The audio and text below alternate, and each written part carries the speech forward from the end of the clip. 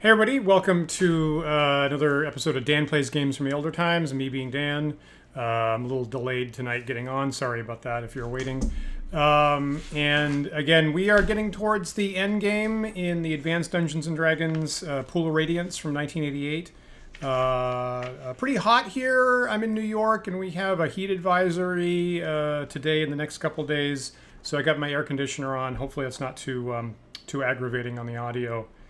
Tell me if it is, but I might I might ignore you because I think I might need that. William, thanks for checking on the other streams there. Good to know my internet hasn't fried hasn't fried in the last couple hours.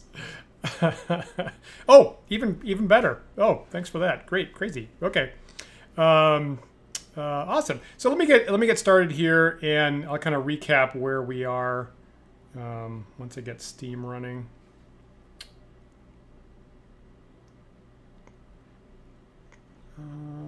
Where is this? This thinks that it is playing currently. Is that right? There's this, and then there's that. There we go. Okay. Right, because Steam has a game, and then the game has to get played in the DOS box, of course.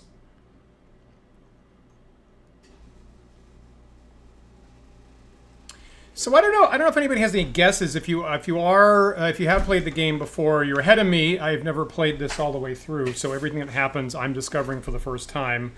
Please, no spoilers.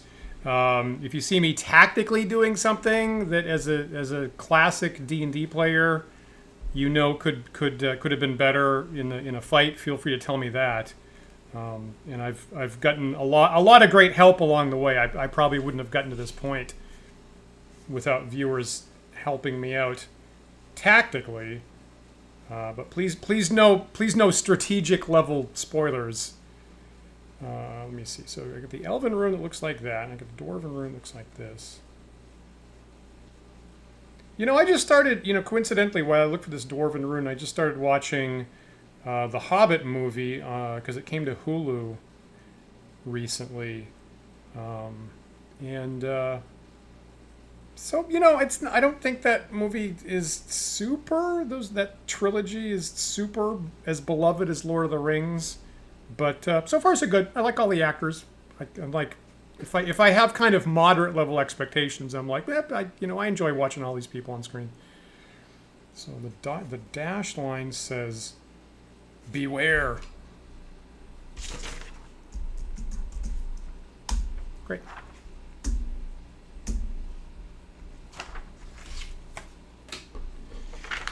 Alrighty.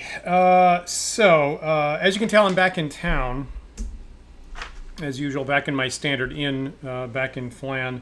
So last time I did get into the final palace, as I'm calling it, Valjevo Castle, and so that's like the biggest final boss encounter. It takes up about 4 blocks in the city map, and the lesson from last time is remember Gary Gygax's advice. And this is Gary Gygax's birthday, actually, that I'm streaming on. I guess this would have been his 85th, I think, is what I saw. Someone can correct me about that. So I still go back to Gary Gygax's advice in the first edition Player's Handbook. There's this appendix that says when you got to prepare. You can't just sit down and play D&D as a player on an ad hoc basis. You have to prepare. You have to get in touch with your fellow players in advance. And number one, you have to set a goal. Set a goal, stick to it, don't get sidetracked. And if you do get sidetracked, your new goal becomes get the hell out of the dungeon alive, preferably. So that I had to relearn that last time, and I kind of pushed my luck a little bit. And really, I think I got really lucky getting out at all, because it really looked like I was going to expire. But once again, the team kind of... Aside from any capacities that I have, my character team did fight their way out, and I was personally amazed at that. So I'm going to try not to get quite in as much peril this time as last time. So my goal for tonight is I'm going to try to explore the northern half of the castle. So it takes up 4 blocks. You come in through the gates and you take a whole bunch of giant boulders first. But I'm going to try to explore the northern 2 blocks and see if I can scope out anything useful or interesting there, is the idea. And then maybe next time I'll complete the southern 2 blocks that I was getting stuck in last time. And of course, what I'm discovering is this giant palace that's guarded by giants has got a giant garden a giant garden maze inside the courtyard that's guarded by a huge number of giant snakes over and over again. So if you look at the description to the last event last time, I think I paraphrased Mr. Sam Jackson in saying that I'm a little tired of all of these giant snakes in this giant palace. I think that's what he said, something like that. So I'm probably going to have to fight some more of that today. But where are my characters at, actually? So obviously, since last time, I got back to town, I got to the inn, healed everybody up, restocked ammunition, memorized all our spells, stuff like that. At this point, and I did have an opportunity to level up 2 people, actually. So Cadell, my elven fighter magic user, leveled up to magic user level 6, which is the highest magic user level your PCs can get in this game. And Rowan, my dwarven fighter thief, leveled up to thief level 7 is what happened. And so with that, I think I sold like a couple. I think I sold like a magic sword I didn't need, stuff like that. And so with that, at this point, my characters are all maxed out in their level in this game, with the exception of Rowan. In AD&D, your demi-humans had level caps for everything except for thief levels. So Rollin I guess he could add 1 more level of fighter, and he could potentially add more levels of thief. Everybody else has either hit the spellcaster caps for this game of 6, or they've hit their demi-human caps of either 5 or 6 or something like that. So basically, my team is maxed out at the levels they're going to have for Pool of Radiance, and that is what I have to work with. So pretty good, pretty good. Hey, Disparrow, good to see you tonight. Really? Okay. Well, yeah. Okay. So I was fighting. So I'm just noting to your comment right now, actually. So I can rest in the hedge maze, but not. So you're saying not while the alarm is going off? Really? So as long as the alarm's not going off, I can rest in the hedge maze. Okay. Well, that would have made it. That would have made it easier if I'd found that opportunity. Okay. Thanks for that. So I'll keep that in mind tonight. That's good to know. Hopefully I don't even get to a point where I need to do that, ideally. So hopefully I'll be able to get back to town or something. And just kind of be aware of that. So that's great. And of course I have my actual graph paper here. And you can see, is that visible? So you can see I mostly was exploring the southern part of the palace here and kind of get to the southern towers. But tonight I'd kind of like to fill in this northern part and see what's there. So I guess that's it, right? This, that. Got that maxed out in levels. That's it. Oh, right. I need a knock spell to get in the gate. Being invisible doesn't help me avoid the artillery fire. I can cast Sleep on a giant snake, but I only have a 50-50 chance of even getting 1 based on their hit dice. Let me just make absolutely sure that I have the knock spell there. Oh, okay, yeah, okay. It's one of the areas in the game where you can't clear out the random encounters. Got it. No alarm. I'm safe. If there is an alarm, infinite snakes. Okay, interesting. Okay, let me guess. Yeah, I see what you're saying there. So let me guess, if you're if you have Dust of Disappearance, that allows you to avoid the front gate guards and the alarm. Yeah, okay, that's good. That's good.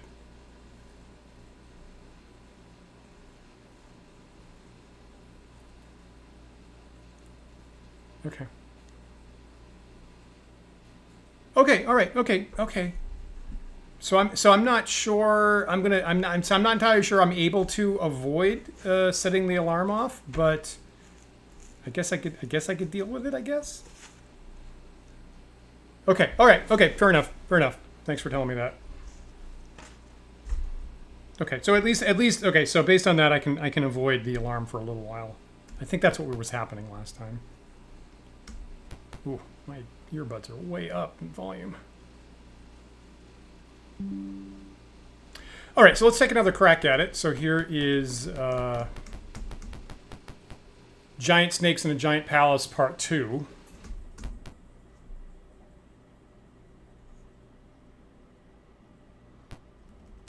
You know, am I going to be able to remember how to get through the slums finally? Oh. Oh, that's interesting. I thought the rocks were just hitting me automatically. I didn't even realize they were rolling to hit. Where's that door?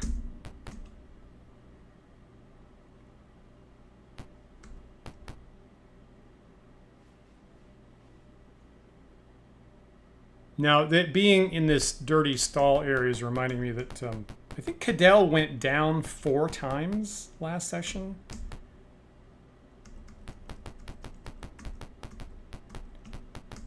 It's usually Rollin that does something like that. Really? Okay, interesting. I thought my reading was that was working like a trap. That's an interesting take. Okay. I thought the number of rocks might be like sometimes you get like I don't know, 1d6 characters will get hit by 1d6 rocks each or something.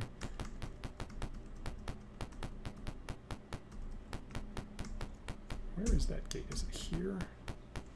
Okay, before I do this, let me just make sure that. Yeah, okay, so Near Jarini's carrying the knock spell. So I think that I actually ditched the invisibility spell. The invisibility 10-foot radius spell. Maybe that was a mistake. I'm gonna...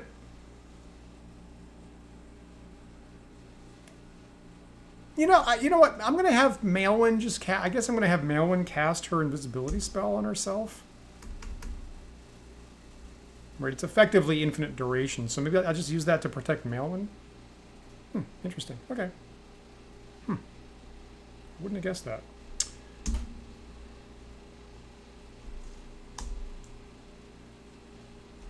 All right, so there's a little bit of protection for Maelwyn.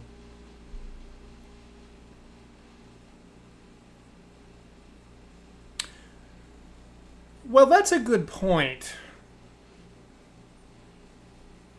Okay, you know what? That is something that people do in D&D. I'm actually going to take that advice. Thank you for that. So I'm going to take Desparrow's advice here, and I can certainly rest here. We all agree with that in the gate, which was taken over by soldiers of Phlan at an earlier point. So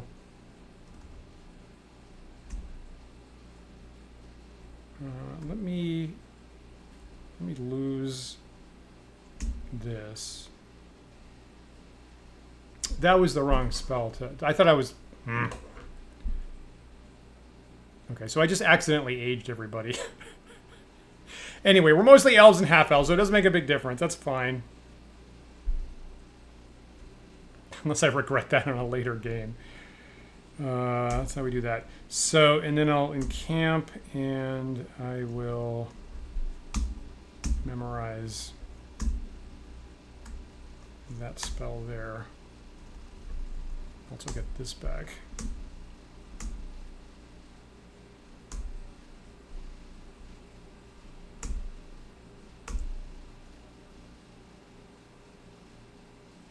All right, so now I'm going to cast invisibility 10-foot radius on everybody.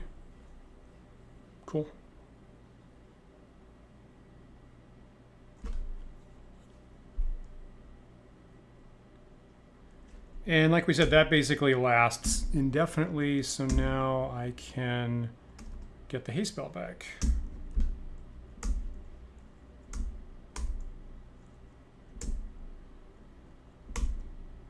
That's legitimate. You know, as a DM, it's not my favorite thing in the universe for that mechanic. What do I think I have like a week-long duration for invisibility. So I guess you could still do that in my games for what it's worth. Let me just save the game here.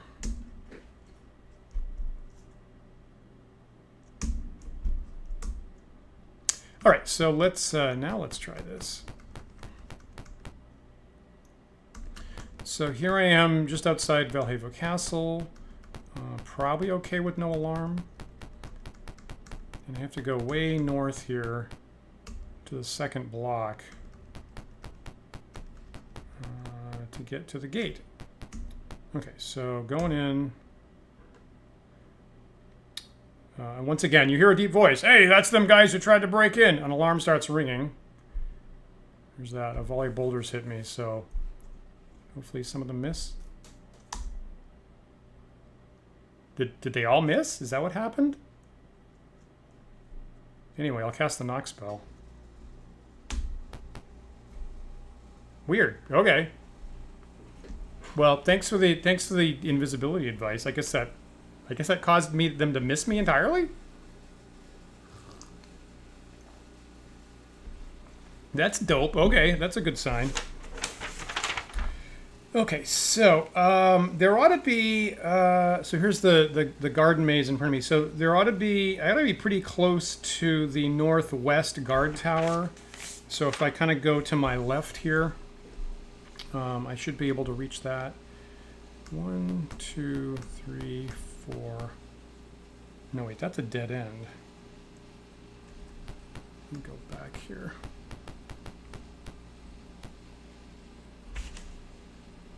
I can go, let me see, so I can go one step south.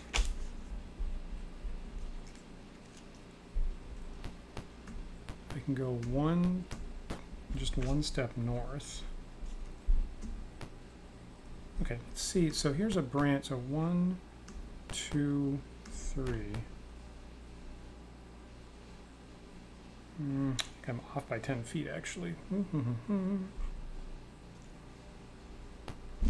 1.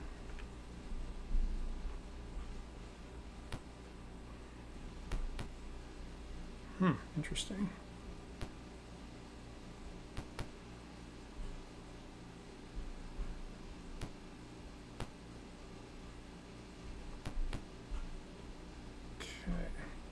Okay, so here is the door to the gatehouse on my left, if I got that right.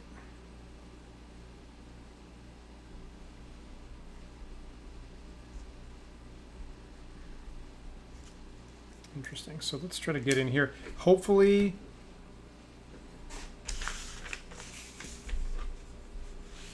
it's weird. I mean, it said the alarm went off, right? Said it. Anyway, so let's get in this door here. I mean, should I explore the maze more with the alarm not on, apparently? Because I'm probably once I engage in here, I probably will have the alarm on. But I'm gonna go. The goal was basically this. The goal was to get the periphery cleared out. So I'm gonna take over this guard tower here. Let's try this. You see a harmless middle-aged man. Well, that wasn't what I... So, the prior two guard towers have been a bunch of hill giants and then a bunch of fire giants. So this is surprising. So, I guess I will... okay, so I'm going to advance and talk to him, and it's probably a trap or a wizard or some nonsense. But I will try to engage with this, quote, harmless middle-aged man.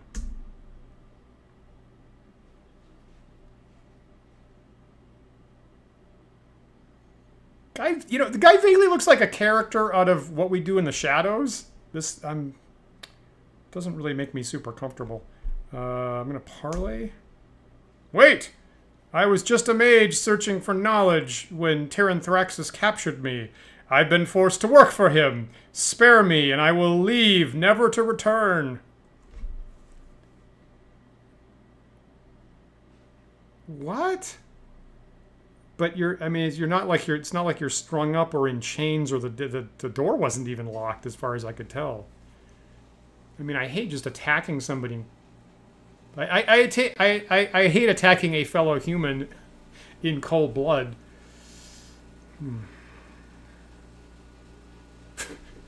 The guard tower's a portal to Staten Island.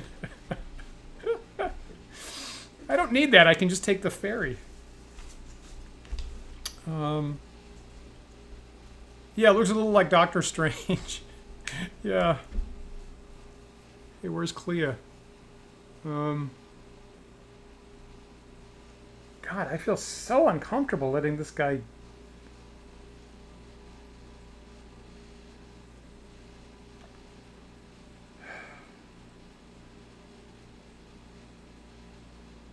I cannot let this guy go. I'm sorry. This might be really cold-blooded of me, but I cannot let a guy just wandering around in the guard tower, in an unlocked guard tower, go. That doesn't make any sense. And he's...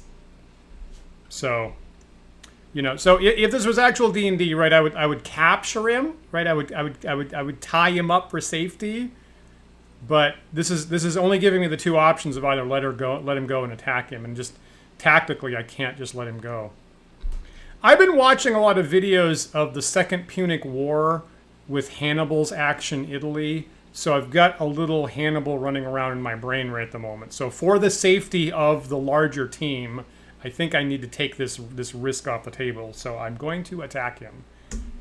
And I apologize if that's a terrible thing. Wait, please! I'll give you all my notes. Here they are.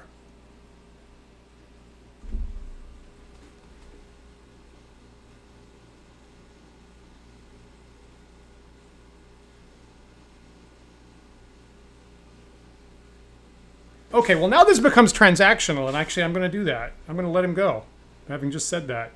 Okay, so any which way I go here, there's risk of like a bad choice. Magical notes? Okay. Oh God. Okay, so here comes the L for let him go and take his notes. L. He quickly leaves. You are left with the notes of Al Hayam Dazid, which tell quite a lot about the Pool of Radiance. You copy them into your journal as entry 30. That seemed not entirely negative so far.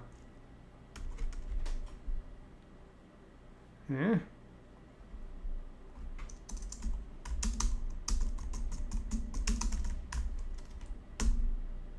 Like any which way I go here, it's going to be some kind of mistake. Journal entry 30.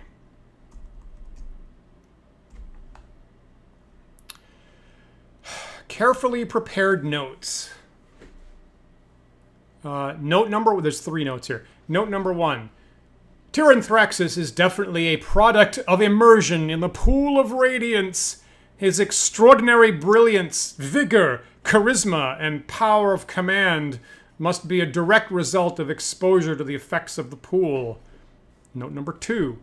The Pool of Radiance may grant special magical abilities. Tyranthraxus exhibits a fiery aura, obviously magical. He also seems to have extraordinary means of obtaining information. Special magical powers granted by the pool would explain both the aura and the extra information gathering capability. Note number 3. Tyranthraxus tells stories about moving down from the north. Though he never mentions the pool, I gather that it is northwest of the Dragon Spine Mountains. Strangely, he occasionally lets slip that he is never far from the pool, but that must be a parenthetical reference. Okay.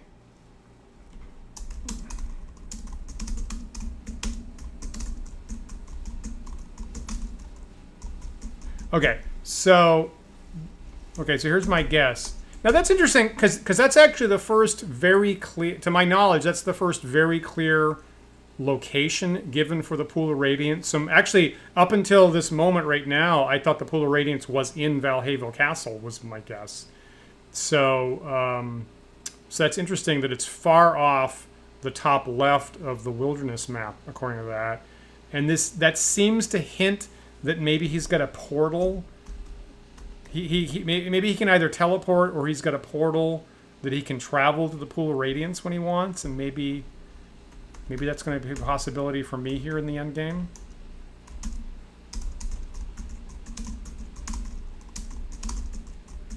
Question mark?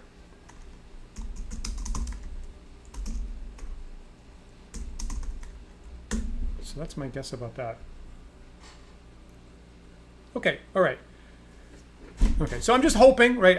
I'm not going to know till the game's over. I'm just hoping he doesn't turn around and lead like he's a wizard that turns around and leads a band of giants against me or something like that. So hopefully he actually takes off.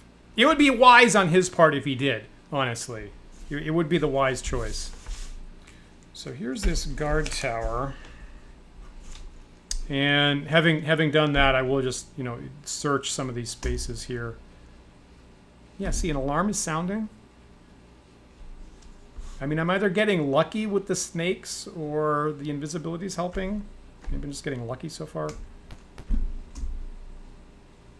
So every time I hit L to look in a space, it's reminding me that the alarm is sounding. So I'm looking south.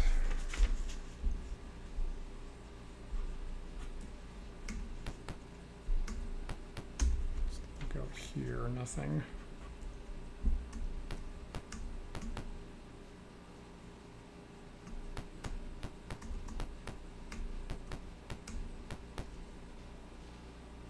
Right? Okay, all right, so there's that northwest guard tower. So if I just keep going in that direction, I'll hit the Pool of Radiance, frankly. I'm in the northwest section of the castle, so if I just keep walking off into the wilderness for days and days and days, apparently I would get to it, I guess. Okay, so so there's that. So let's try let's see if I can get across the castle to the northeast guard tower. So I'm currently here. I'm going to go 1, 2, 3, 4, 5, 6. 2, 3, 4, 5, 6. Oh, is that a dead end? Yep.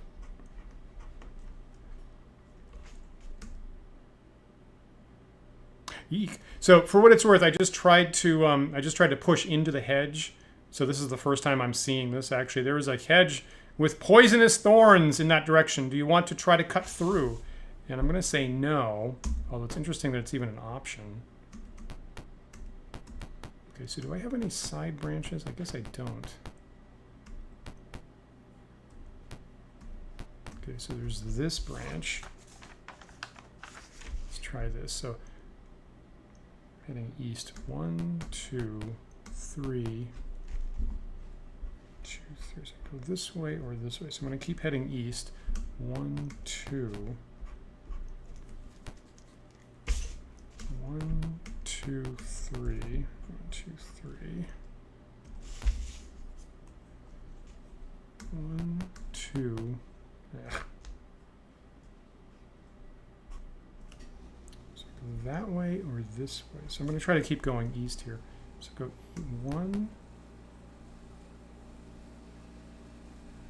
So go this way or this way. Okay, so here's the internal wall between the blocks. So I'm currently on the I'm in the northwest block, but I just hit the eastern wall of that block. So usually if I go north a little ways, I'll find the passageway to the next section.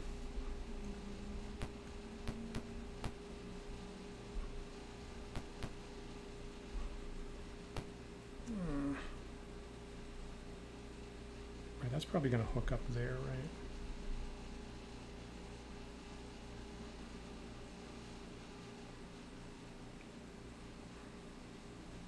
So I'm facing west. Yeah, that makes sense. Okay, so take another step west. But that can't be right. 1, 2. For what it's worth, I think I am off by 10 feet somewhere here. But as long as I get out 1, 2. I can go that way, but that's just going to be a dead end. Okay, so here I am here. Interesting. If you cut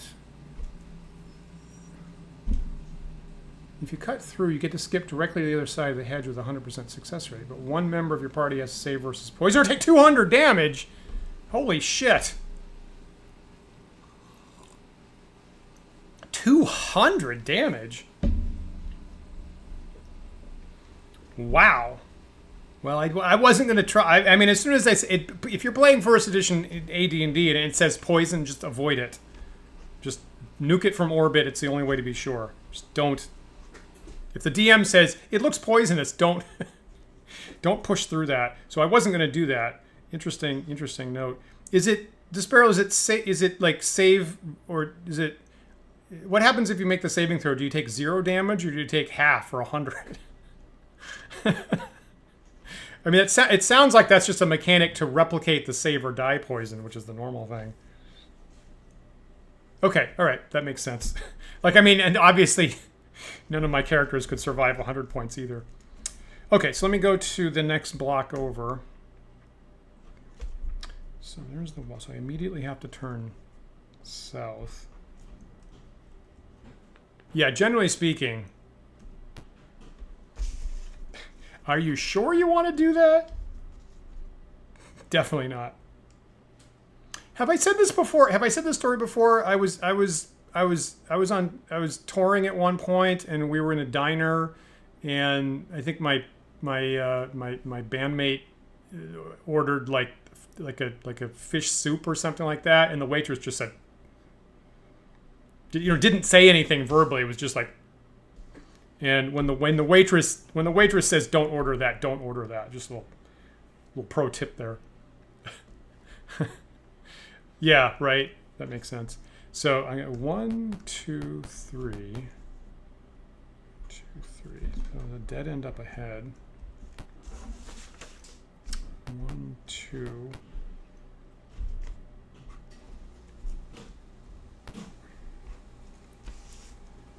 Do this. These little like Z-shaped spaces are the trickiest things to map.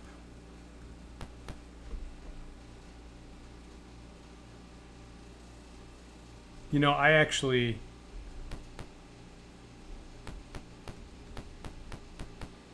just go back here to make sure I'm not screwing this up. I forget how many like kinks in the Z I took.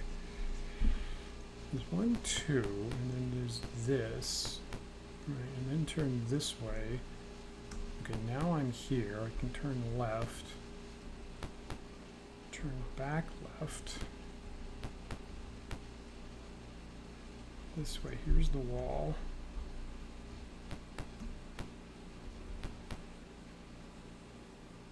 Okay, so that's gonna go in a dead end direction. So I'm gonna go this way. 1, 2. That makes sense. 3, 4. A whole bunch of T intersections here. 5, 6, 7. 5, 6, 7. That checks out.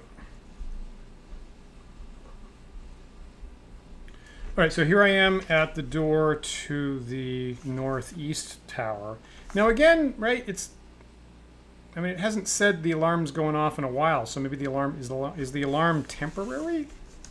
Because I haven't hit any snakes in the garden, and it hasn't said anything about an alarm lately.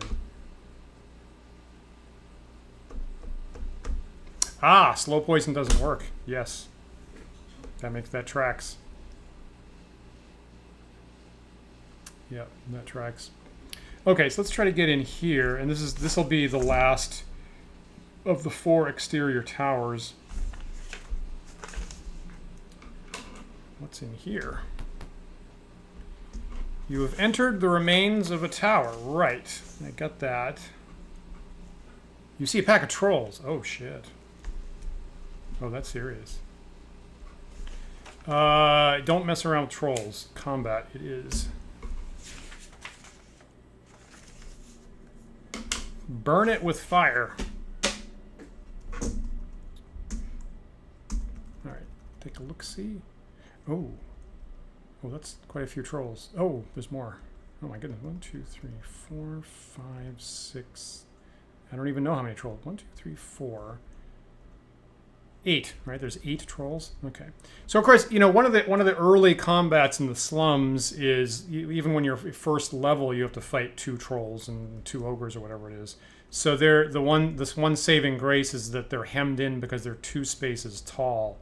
This isn't going to hem them in so much, but like probably 2 of them is going to block the hallway here. I guess I have a lot of space behind me if I needed it. Okay. The alarm turns off after a certain amount of time. Probably you ran it out while searching inside the safe room. Okay. Now I will say that I've gotten jumped by snakes in one of the other guard towers. So maybe that particular tower is special, but I have had alarm-based snake encounters in the towers before. So maybe I'm just getting super lucky tonight. I will take it. So 1, what is it? 1, 2, 3, 4. So if I put a stinking cloud right in the middle, I don't think they can get by. Am I right about that? Now I got to remember that when they go down, they can come back up. That's interesting. So I have to so in the past I've had to stand on where the troll. I have to remember and stand where the trolls go down, to keep them from getting back up. Of course, Stinking Cloud doesn't last super long, so I'm going to have to plan on. Got it. So I'm going to have to plan on fighting after the Stinking Cloud goes down. But I'm going to not run immediately into combat with Griffith like I normally do.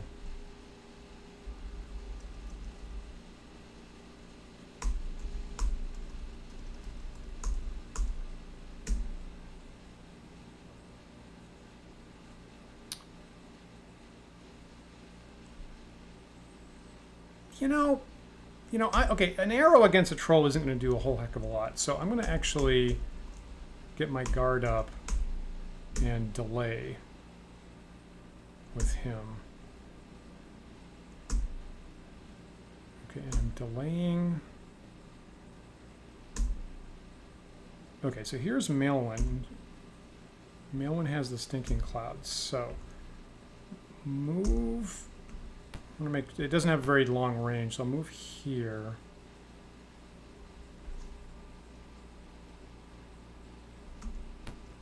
Okay, and then I'll cast Stinking Cloud kind of tactically right here. I guess I could cast it on them, but I really want to block it.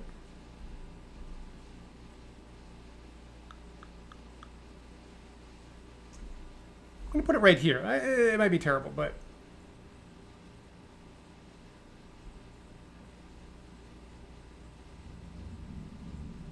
I want to maximize how many get caught on the other side so that I can fireball them efficiently.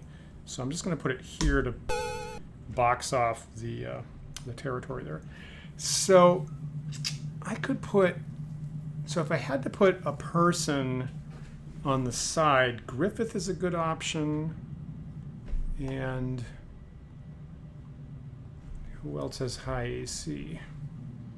I mean, I don't need to get them in contact, right? Let's avoid getting them in contact and just use missile weapons. I think that's the thing to do.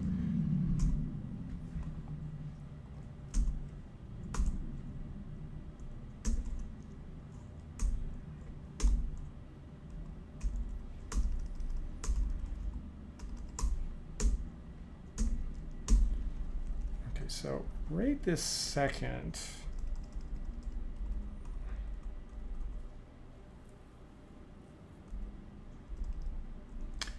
okay, so I'm gonna spend a turn here and just launch arrows and hope that the trolls, the whole bunch of trolls, all packs in behind the stinking cloud. And if one round later that doesn't happen, then I'll switch to something else. You know, obviously my first instinct is just cast Fireball right now, but I want to make this as efficient as possible. So I will just start tagging the lead guy with arrows is what I'll do.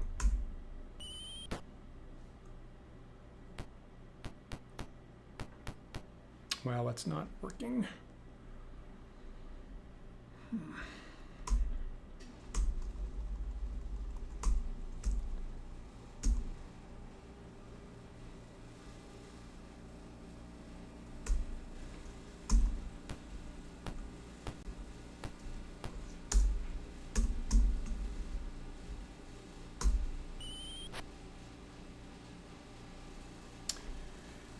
What do I do with Hearten?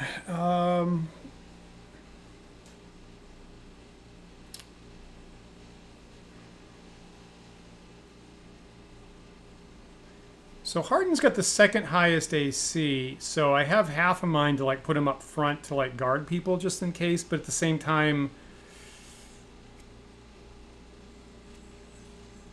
I don't know, if I need Hearten to start curing people, I'm kind of in a bad shape. So I'm just going to push Hearten up front just in case the stinking cloud goes down.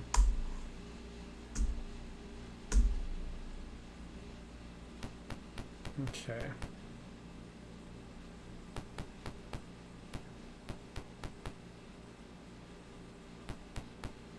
Weird, they're all getting caught in that side chamber. Weird. Oh, this is not what I was hoping for.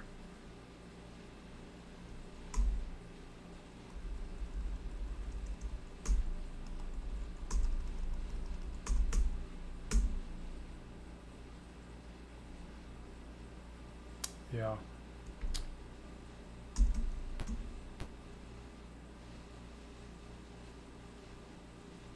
That's fine.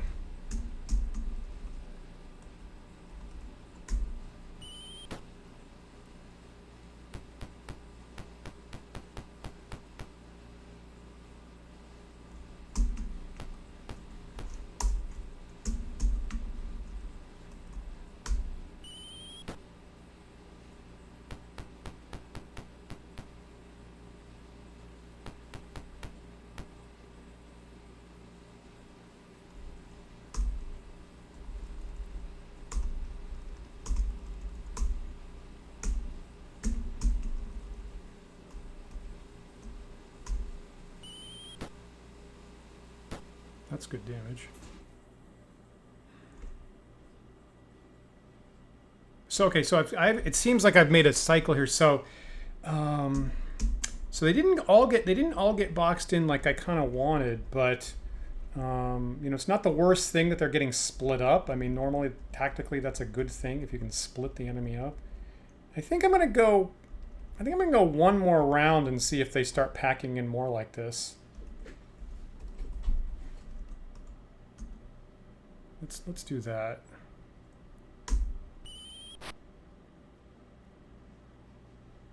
He's stuck.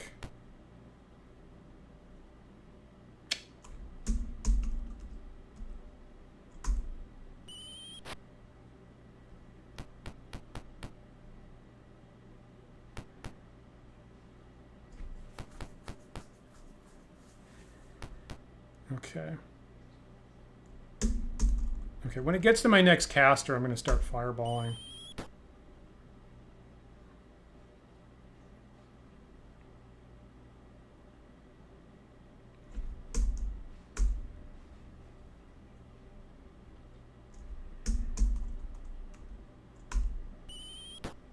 Ah, 1 point off. Oh, there we go. Okay, so he went down at least. Okay, so here's the deal. So they're not stacking up the way I wanted, but if I place a fireball kind of here, the blast will actually catch stuff on the other side of the wall. Yeah. Yeah. No. Right. So if I plant it here, one like.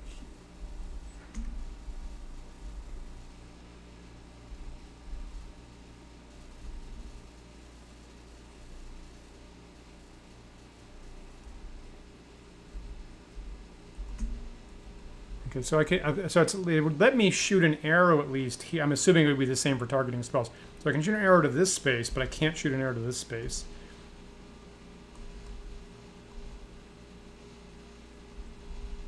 One, two, three. So a fireball would blast would hit here.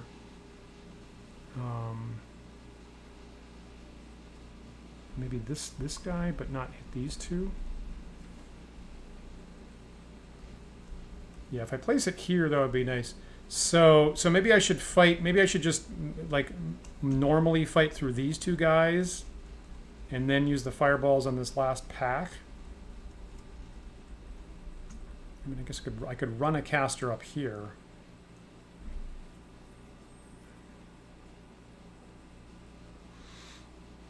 The main problem with the regenerating trolls is that is how they get up at full health.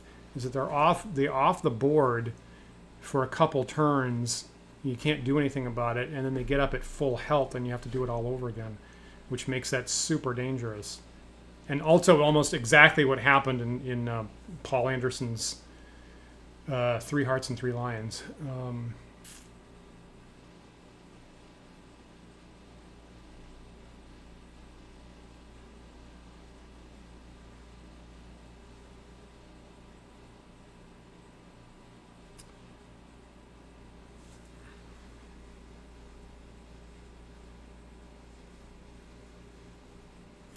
How about this? How about I defend myself with another stinking cloud?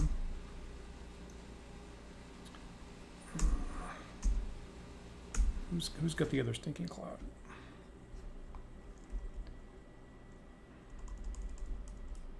Okay, so somebody has another stinking cloud. So I'm gonna use missiles up until whoever's got the next stinking cloud, and then kind of continue the barrier is what I'm gonna do. So I'm gonna delay with Maelwyn.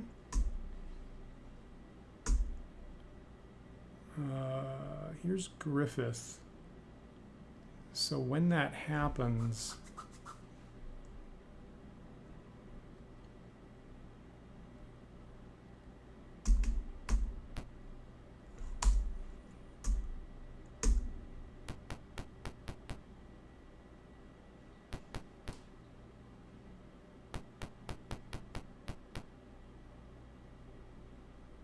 maybe I hope I'm not playing too conservatively here.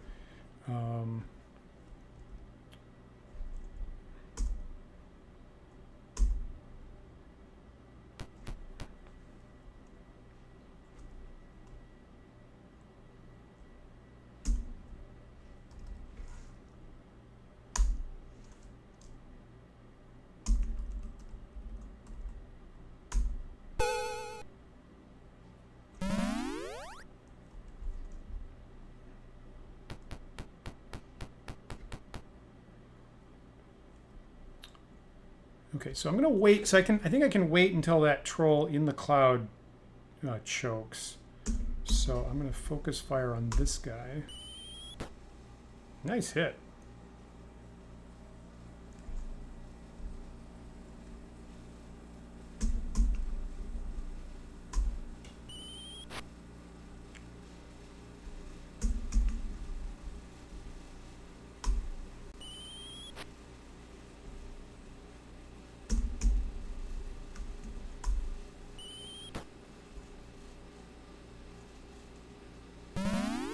Okay, see, that is what I wanted. I like that these guys are getting boxed up. So those guys are packing up pretty much the way that I wanted there. So,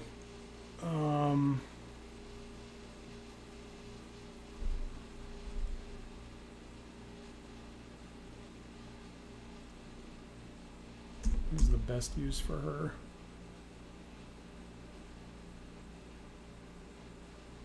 I guess I'll just...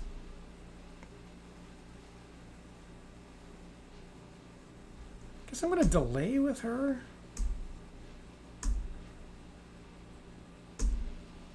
So Griffith can take this guy out.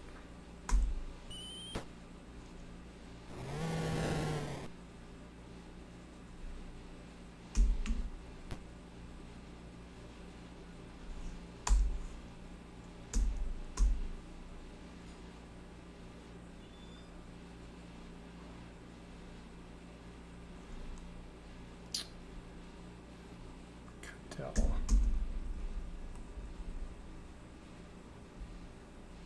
1, 2, 3. So if I can hit that guy in the head with a fireball, that'd be pretty neat. I'm going to focus on taking this guy out first. He's got 20 hit points.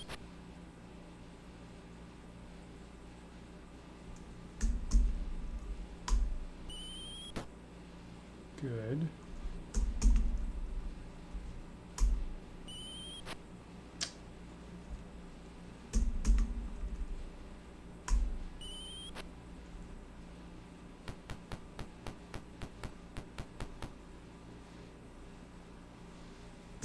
Those guys have kind of come close to Tetrising each other into that corner there, which is good for me. Am I down to about 5 on that guy?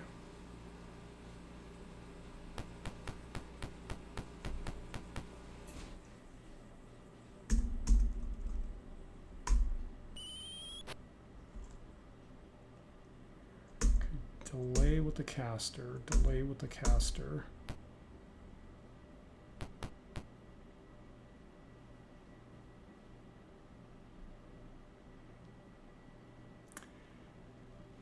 Hardin carries around an extra hammer that he can use to throw.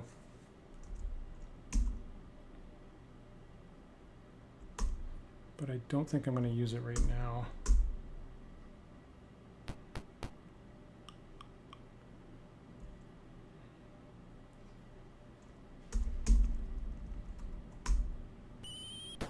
Okay, so he goes down. Alrighty, let's see here. 1, 2, 3, 4, 5, 6, 7, 8, 9, 10, 11. I think she's got enough move to go around rolling there. Let's do it.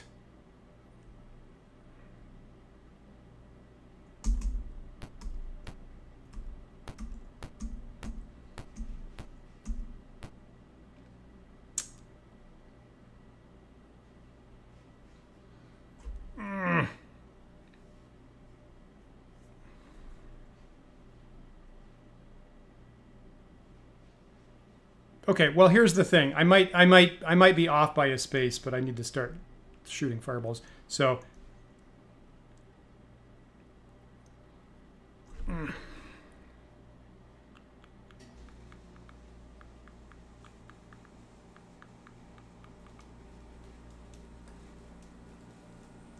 yeah. I don't really do, I mean, have I done, I think I've done the wrong thing by pushing Nearja Reading out first.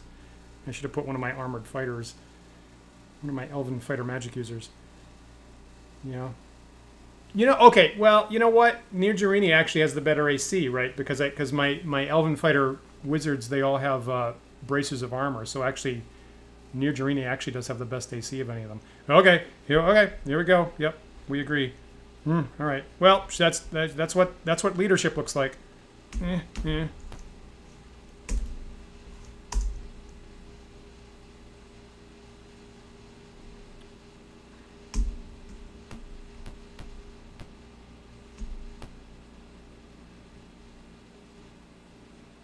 What do those guys have? 6 plus 6, it's 7, 21 plus 27 hit points. Is that what they have? Probably 2 fireballs, probably.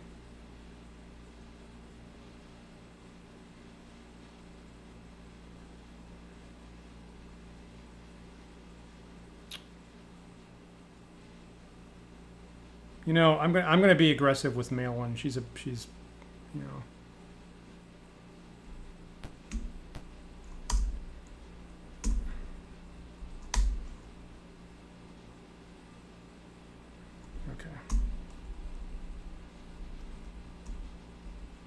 Okay, interesting. It'll let me target this space. 2, 3. I don't have to though. So 1, 2, 3. Right. This guy's head will do fine.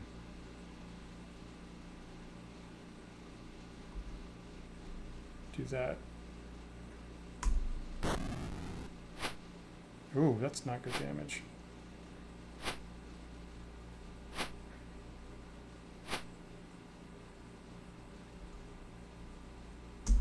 Okay, second fireball coming up.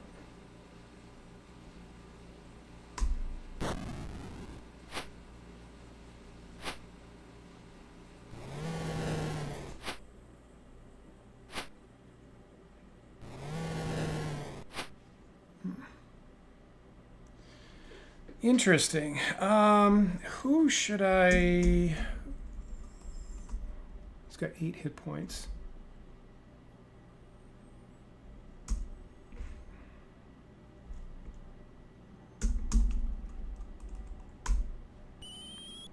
Nice. Okay, that's good. I'm going to put Hearten on top of where that troll went down.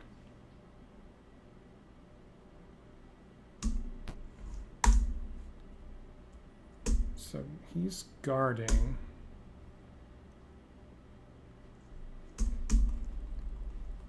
Okay, so I got 2 trolls and they're down to like... It's not telling me how much that one is. I think this one... Did that one save twice? Did that one take 9 points? So it'll be down to about...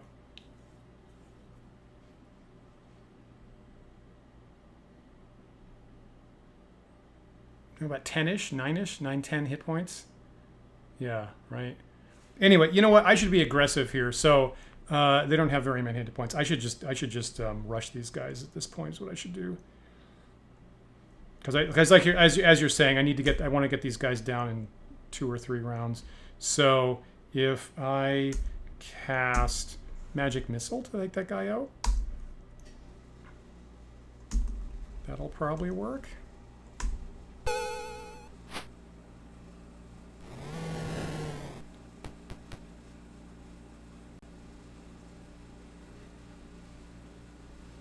And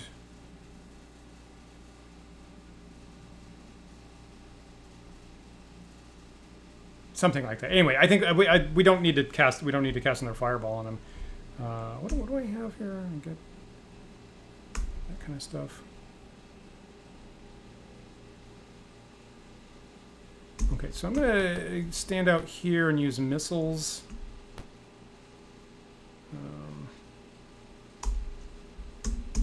And if I draw them out in the open, yep. Okay, good call there.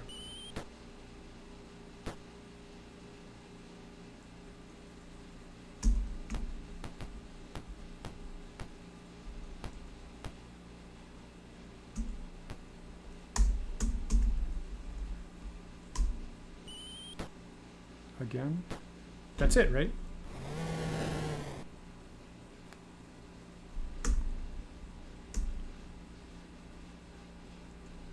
Boy, that was... Good job, team. Good job, team. Thanks for the advice to Sparrow. That couldn't have been more... That was like scientific surgery is what that was. So I used 2 fireballs, a magic missile, some arrows, and took no damage at all. I never even got in contact with the trolls. Right, 2 stinking clouds. So kind of you know, battlefield control use of the stinking clouds. I feel good about that. I feel good about recognizing that the hallway was 4 spaces wide, and I could just block the center, and the trolls couldn't get through. I feel pretty good about that.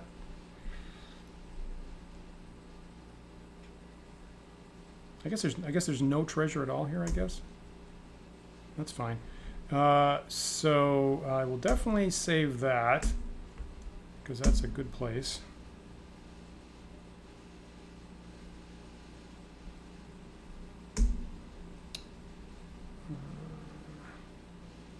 Exit this. Okay, so I'm going to hit L to look, and at least previously... That's been like 10 minutes go by and it reminds me if the alarm's going off. Seems like the alarm is not going off.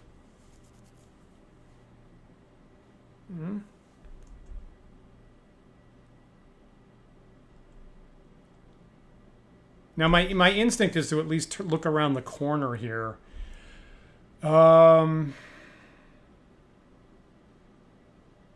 am gonna do that actually. So I'm gonna just look around the corner and see if there's like an end to this room. And if there's another fight, so be it. I have most of my resources.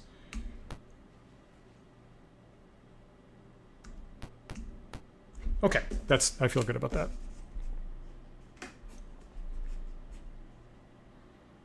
Is that how that works? No, it's like this, right? It's only 4 spaces. Just investigate this place. Okay. Yeah. Okay, so let's encamp here. Save this. Get spells back.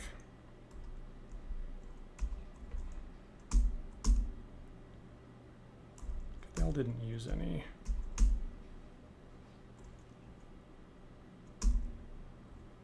So it seems like Stinking Cloud is working pretty darned well.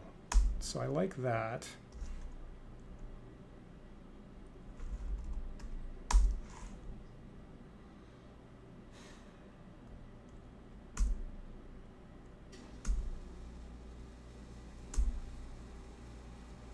You know, I'm going to cast the invisibility so I can get another Stinking Cloud, actually.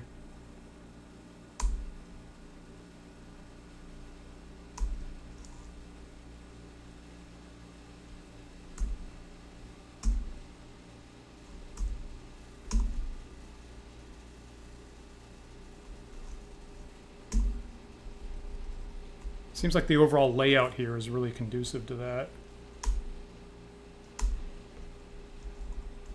Okay.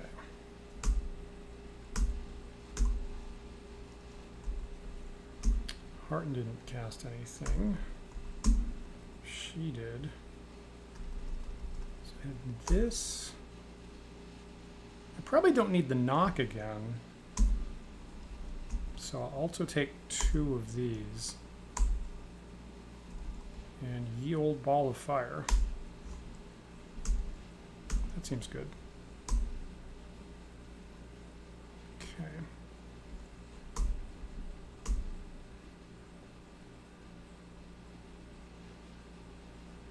It also helps that I don't have to rest multiple days to get my hit points back. That's kind of nice.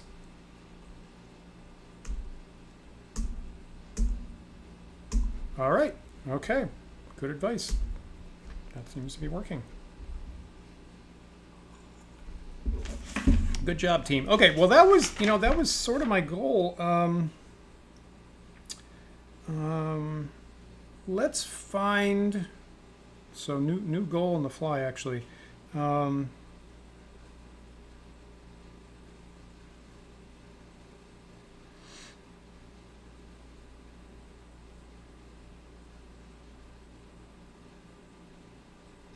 Okay, I don't want to. Okay, so the mistake I made last time was that I just pushed. I did a depth first search. I went deeper and deeper and deeper, and then I got in trouble, and it was a long way to get out.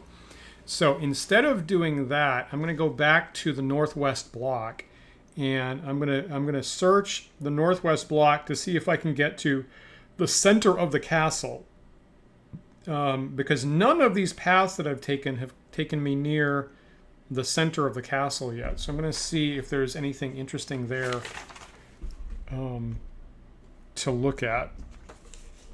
So that is that's goal number 2 for the night.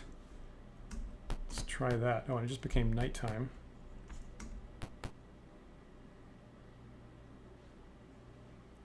One, 2, 3, 4, 5, 6, 7. 1, 2, 3, 4, 5, 6, 7.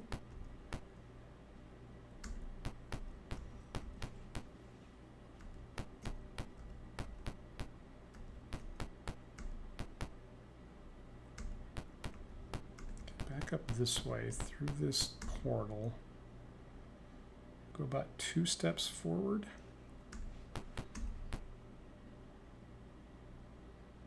Let me just to be comprehensive. So this is going to be a dead end after about 3 steps here. So 1, 2, 3, yeah. 2, 3.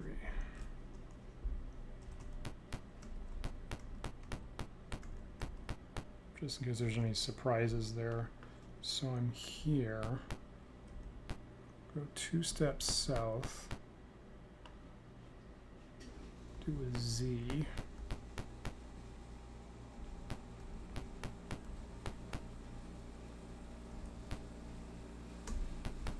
Okay, so this southern thing, this is new. I haven't been here before.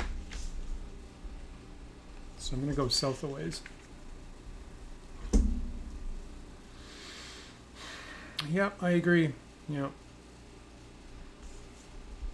I agree. I think that whole time the alarm was going. Anyway, good to know. We can. I guess we can do better. So going south. Go 1 step south. Turn right. Oh. Butterfingers. Okay, so turn right. Do this. Turn left.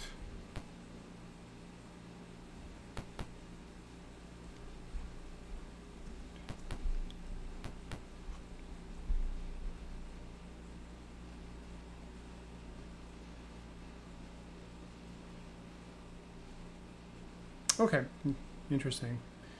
You got to be at 100% before you go anywhere you suspect is in a major encounter. Good stuff. 1, 2, 3. 1, 2, 3. That makes sense.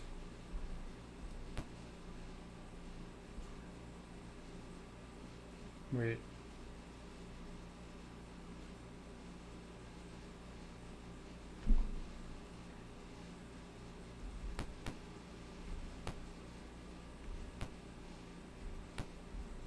You know, I just got turned around, unfortunately.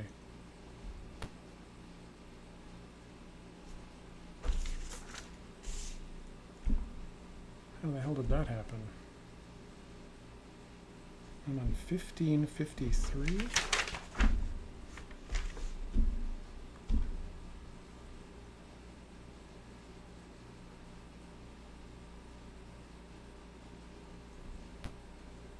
Okay, apologies. I'm like, I have to backtrack. Did I come from here? 1, 2, 3.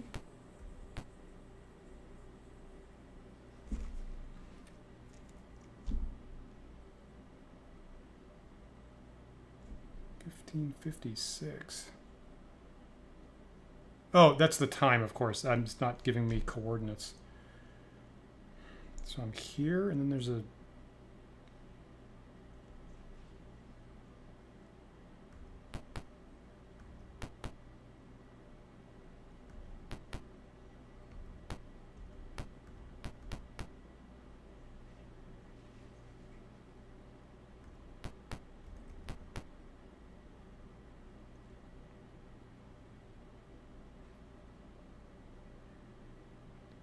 So I'm currently looking south. I went here, here.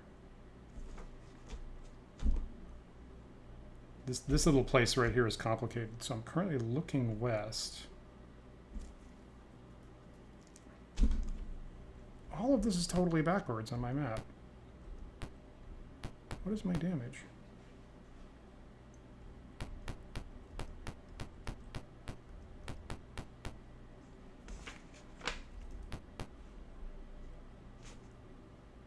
One, 2. Turn left. C to this.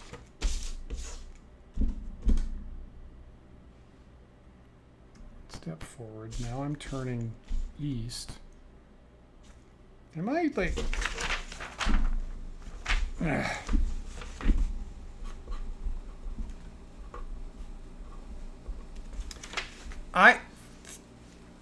Right. Many decades I've been playing this game, and I need to write down the east-west directions on my map, because for some reason the left-right, I still swap them in my head. So when I've been looking east, I've been thinking west and vice versa. That's facing west. Okay, so I'm here.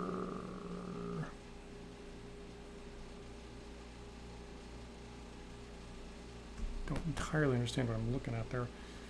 Turn south. One step.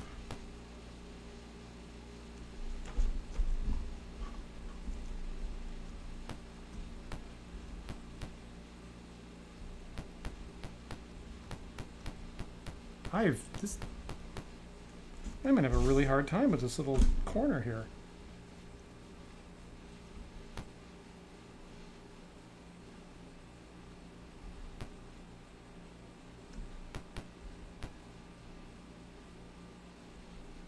Okay, so that isn't there. That's the problem.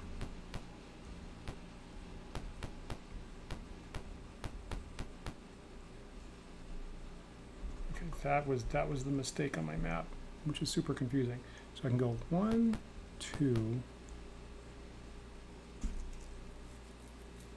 None of that's, I see, none of that's southern turning. That's interesting.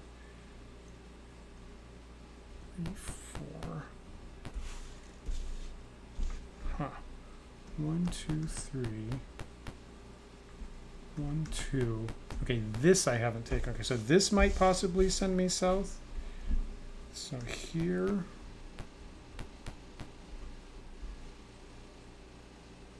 Hey, William. Yep. See you. Talk to you later. Thanks for checking in. 1, 2, 3, 4, 5, 6, 7, 8. 1, 2, 3, 4, 5, 6, 7, 8. Yeah, that's a very long southern. Got it. This was the mistake. Okay, that was the longest. That was the single longest stretch I think I've found in the garden so far. 1, 2. I'm gonna turn left here to go south, which is my goal. Right. That's gonna be the wall.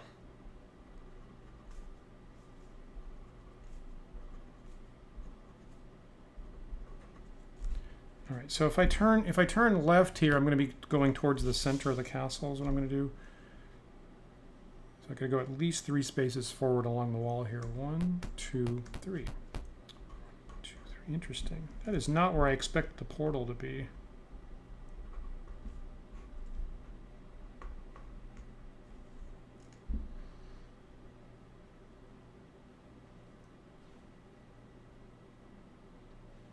So my current, okay, so based on the map currently, the maze, in order to get, there's a big, unless I'm totally mistaken here, there's a big neutral space that I can't get to in this block. But maybe if I go to another block, I'll be able to circle around maybe, something, question? I don't know. I'm going to find out. So I'm going to go to the southern block here.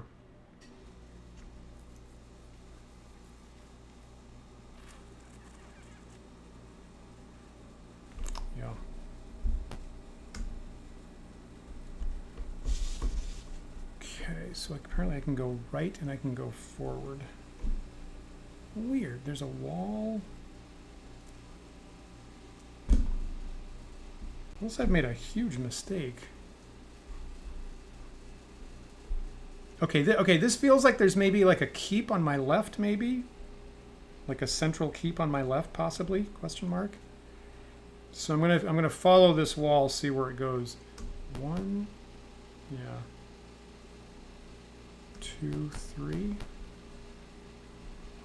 2, 3. So it seems like a big open space here.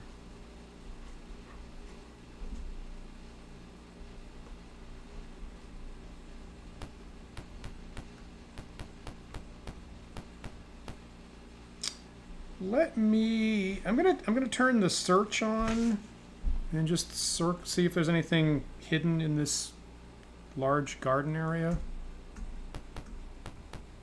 Probably not.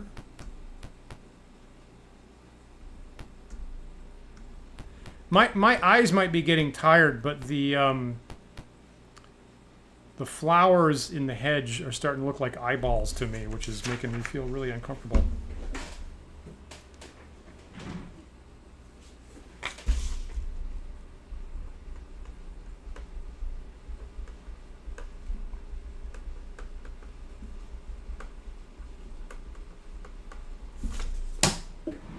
going to write down that thought to use in my players later. So it looks like a dead end here.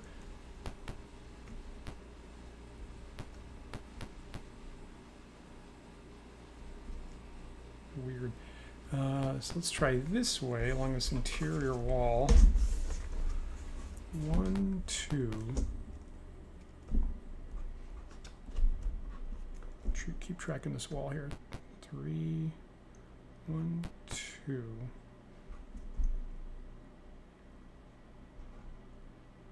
3. This is probably leading nowhere, but I'll just go to the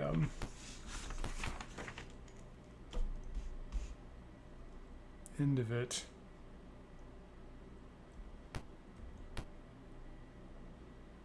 Right, so this is a big space, I guess.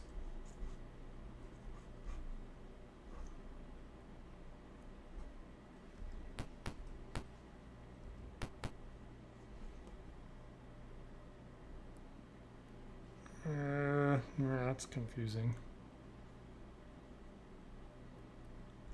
So I guess I can go out east.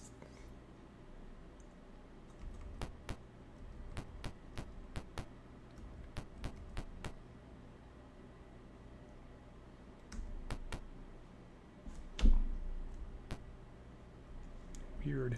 So it's only one space. Okay, it's one space over, and then you can go out either of these ways.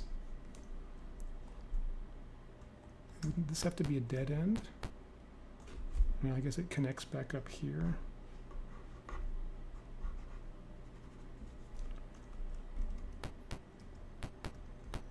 So more interestingly, where does this go?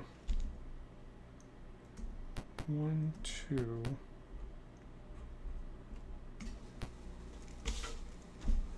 1, 2, 1, 2.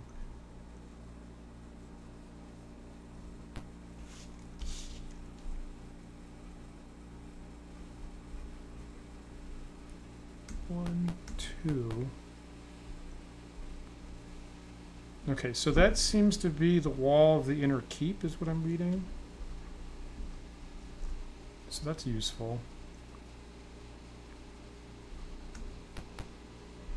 I'm going to follow that. 1,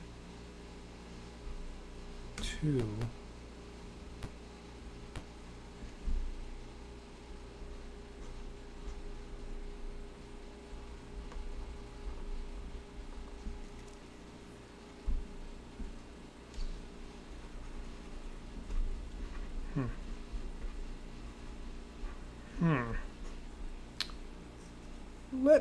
It's kind of complicated there.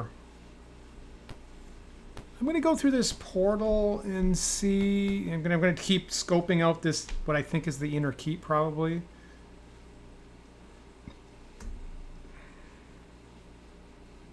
So that continues forward.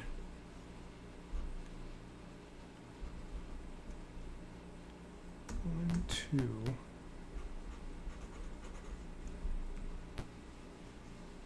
1, 2.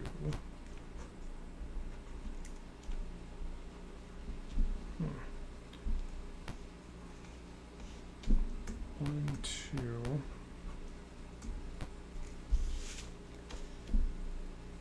1, 2. So here's the edge of the, again, the center wall area. Okay, that's an interesting. That seems like a potentially very important door up ahead.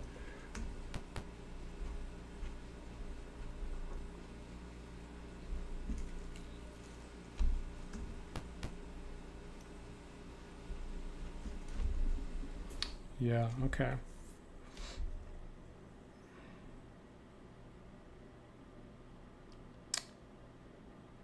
I'm going to take this got a little bit complicated, so I'm going to take another color on my my graph paper to make absolutely sure I know how to get back out.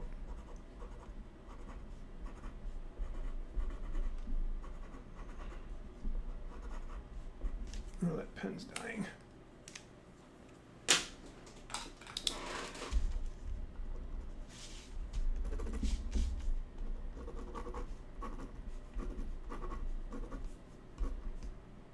right here, and then there's this.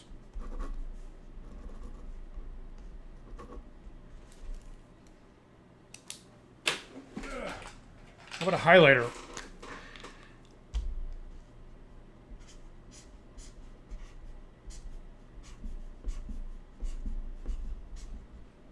Here, and then this.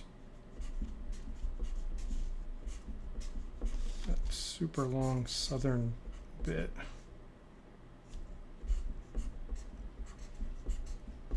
Okay. So I got the what got me here highlighted. Just to make absolutely sure I can get out when I need to in several minutes run for my life.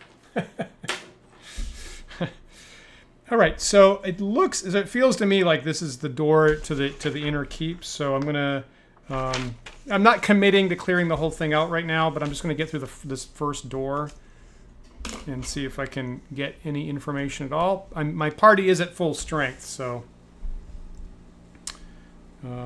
let's. I'm actually even gonna save the game here. All right, let's see what we're gonna see. What? You enter a chamber which is lavishly appointed with hangings, carpets, and furniture. Sitting on a throne is a powerful-looking man clad in barbaric splendor. That got serious really much faster than I expected. Also, it's like apparently I'm in like a infinite gassy vista. That got real serious much faster than expected. What is your business with Tyranthraxus, Lord of Phlan?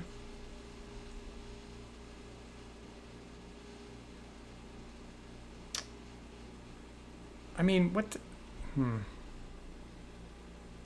Okay, so what I would normally do in D&D is... okay, here's what most parties would do, I think, is they would say, yes, we have business, we're here to fuck him up. So I'm going to parlay. I don't know. Am I, like... I've just gotten... things have gone so well for me. Am I being stupid about this? I took no giant boulders at the front gate. I hit no giant snakes. I didn't have to fight the wizard. I never even touched.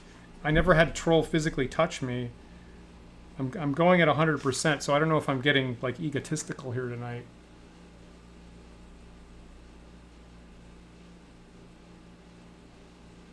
I mean, is this turn? I mean, okay, so I'm gonna play it cool. I'm gonna play cool. I'm gonna parlay.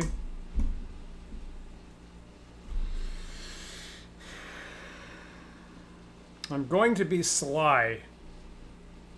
Sly. Boy, this crown is heavy. Oh well, it's a living. What does Tyranthraxus want? Oops. An alarm starts ringing. Thieves. 6th level thieves. This is Tyranthraxus. My god, that's actually Tyranthraxus. What? What? And he's only got 40 hit points? This is the big... This can't possibly be the big boss. This is either an illusion or a trick or something. You tell me Tyranthraxus is a guy in plate mail with no shield and a long sword and 40 hit points?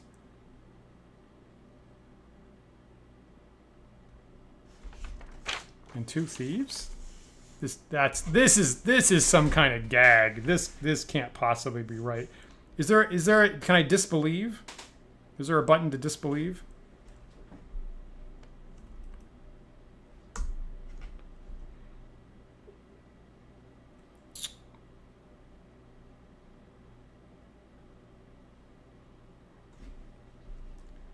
Gonna delay with Rollin.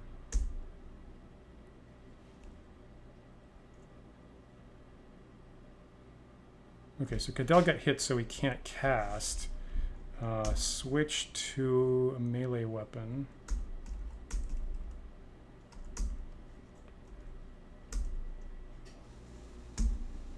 Hit this guy. Gonna try to charm Tyranthraxus? It seems like that would be potentially good.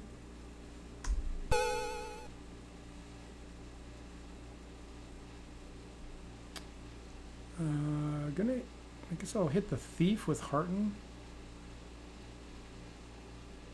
You know, I'm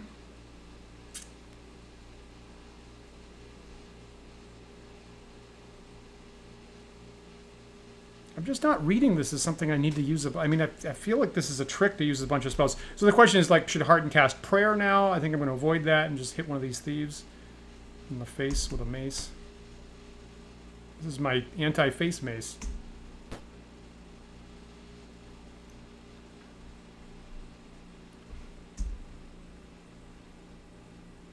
I mean, I could hold all these guys.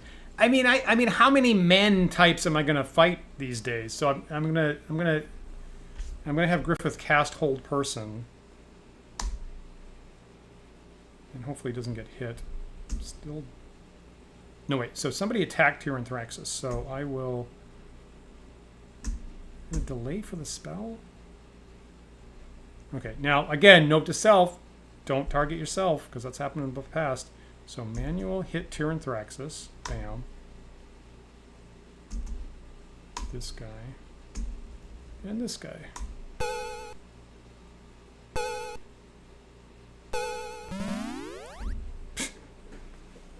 I'm like, what? So switch out of here.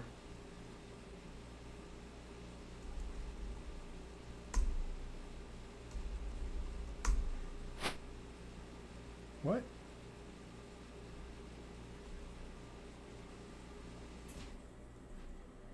What?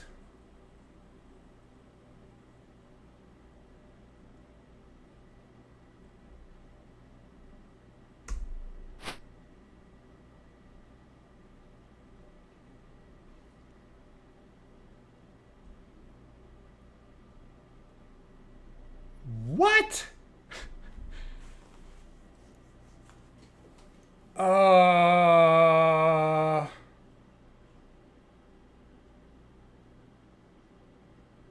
Maybe?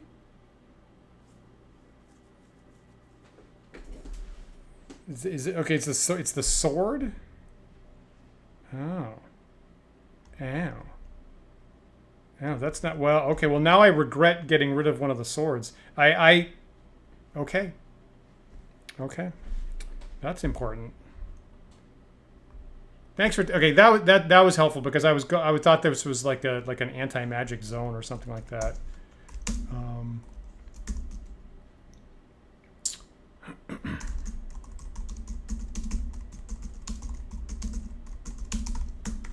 Okay, because I did actually dispose of the +2 flaming longsword because this looked like an option for me, and I guess that was a mistake.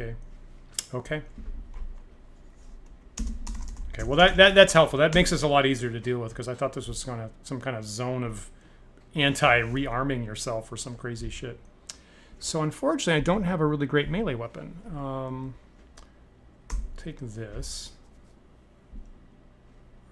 Very interesting.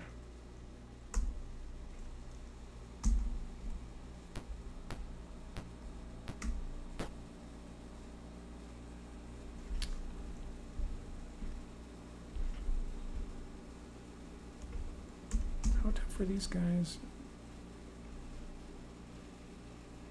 I mean, okay, obviously what I should do is I should take out this Tyranthraxus character.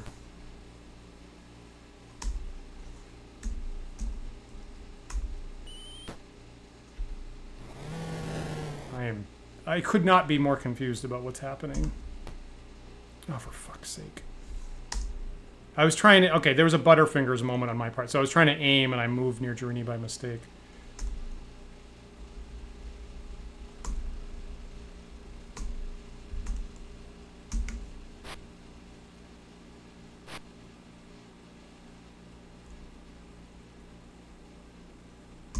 focusing fire on this one guy here.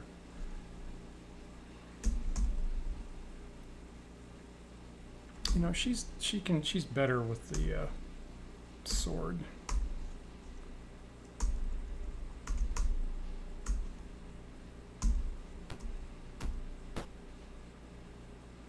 I thought she'd be better with sword.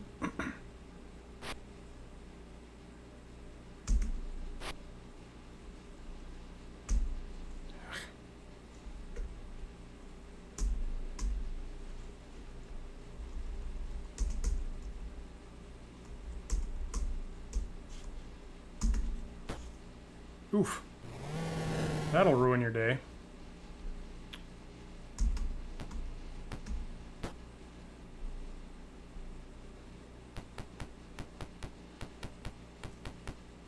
That is a big-ass throne room.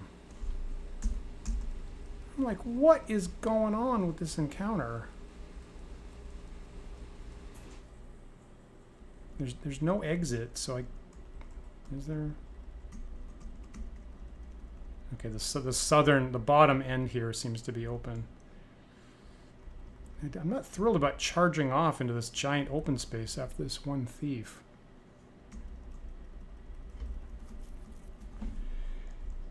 Okay, so we're going to kind of intelligently pursue this guy.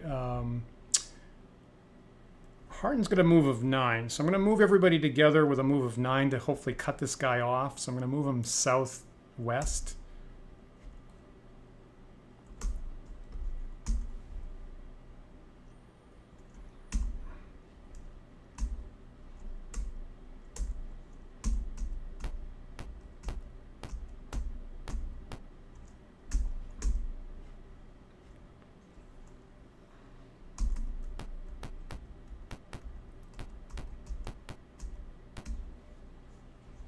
And I guess there's no harm in switching to ranged weapons to take shots at that guy.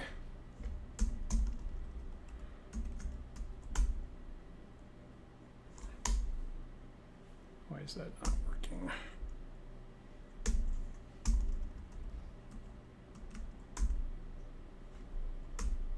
Did I not? Did I not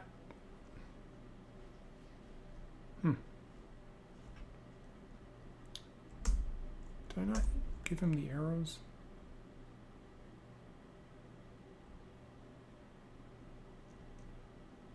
I don't get it. I got the bow ready. I get the arrows ready. What am I missing?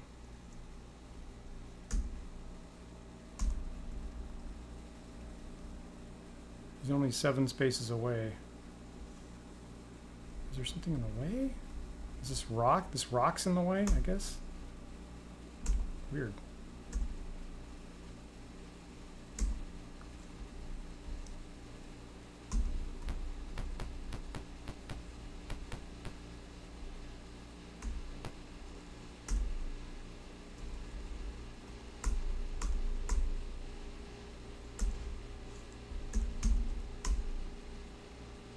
It's not, this isn't letting me shoot it.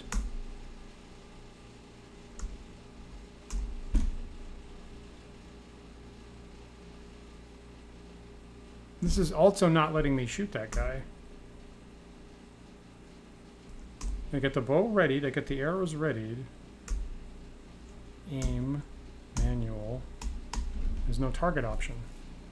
I don't get it.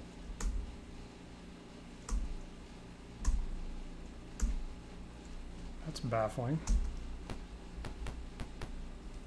Did he hide in shadows? That's interesting. It's an interesting way of handling that. Yeah, nothing I do is letting me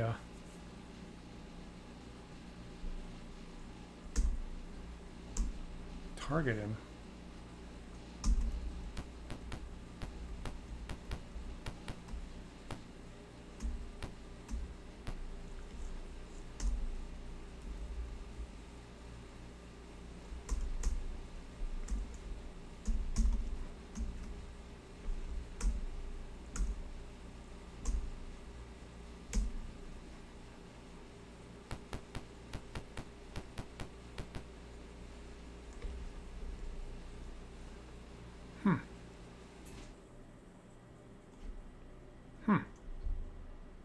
Interesting. So I can find where he is. That's now I'm so confused. So if he's invisible, I just can't shoot him at all. Okay. I'll accept it. It's fine.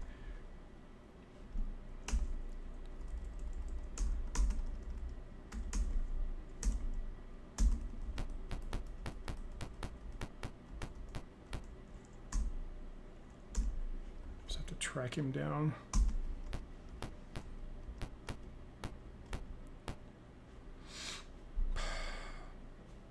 You know? Can I target him here? No. Okay, so it's okay. So I'll switch to melee weapon.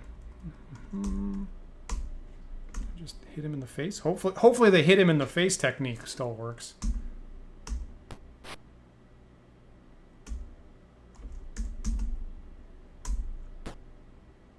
Yes. Oh, a classic. Classic, take heavy thing, hit in face with it. As true today as when it was first written.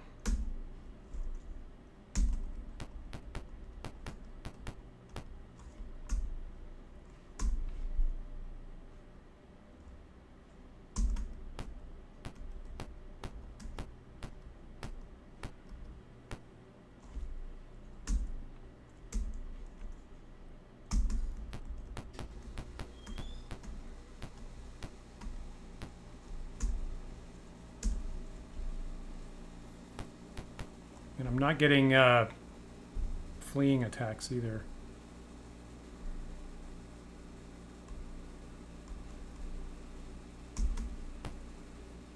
And Rollins not really the best one to have in melee there, so I'm going to actually just guard with him.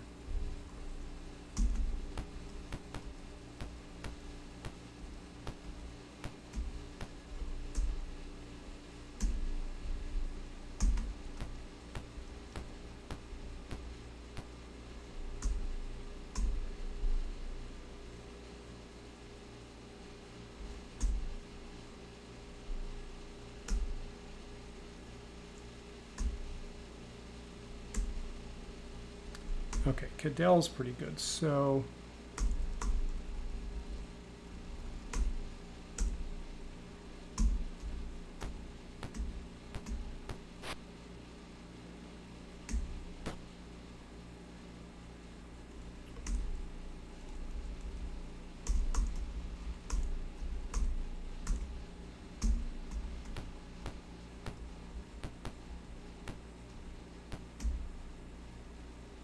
Okay, so I can only get 2.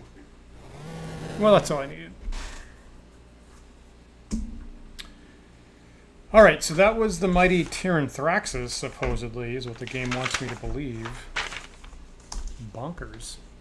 That is unbelievably confusing.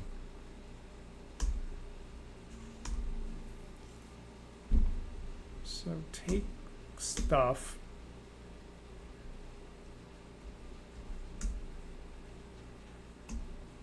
Weird.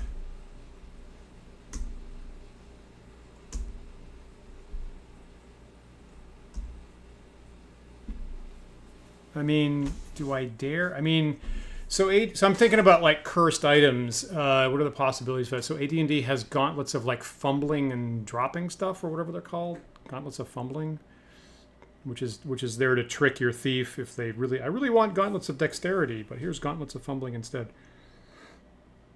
Haven't had too many, I mean, other than this sword, haven't had too many cursed items. So I feel it's probably worth a shot putting on the gauntlets. They're probably ogre power, probably.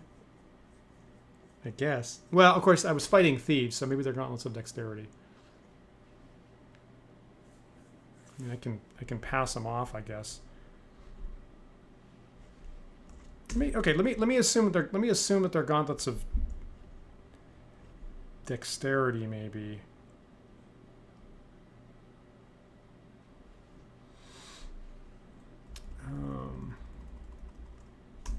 Hand this off to Rollin.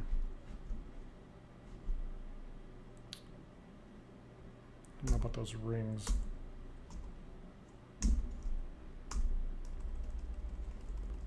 gonna put on these. Wow. Wow, those are gauntlets of ogre power. Holy crap. Wow, that was the chumpiest fight where the enemy's wearing gauntlets of ogre power I've ever seen. That's crazy. Okay, so if that's what they are, I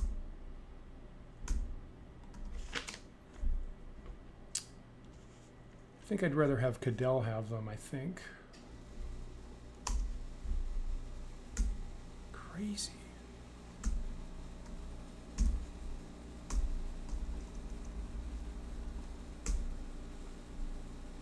Okay. How about that? Well, that seems important.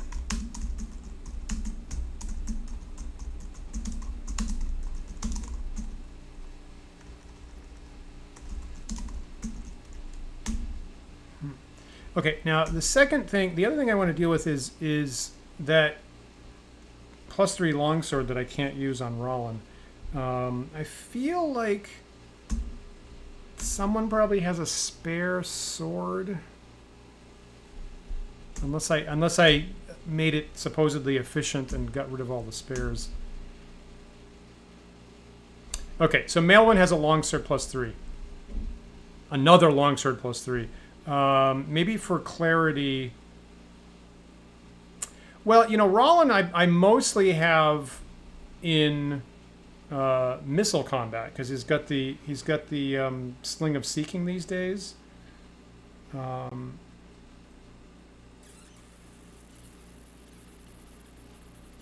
His hit points are a bit lower.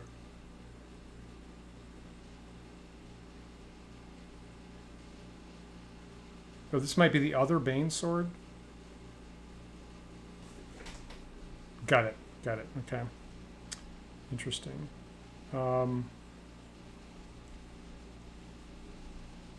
Okay, so here's what I'm doing. So I'm going to drop. So for clarity, I'm going to drop that cursed sword that Rollin's got. And I could probably sell it for something, but you know, I don't need it, and I don't need to be tricked by this anymore. So I'm just going to drop this. Bam. Don't need that.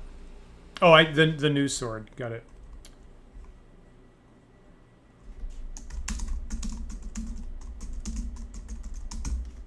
I'm not going to worry about that too much. So what I'm going to do is I'm going to take Maelwyn's backup sword. This has been here for a while. Trade that over to Rollin.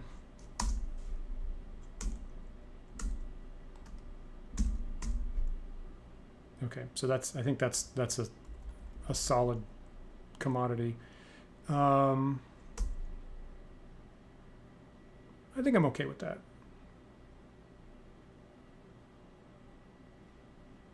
Really?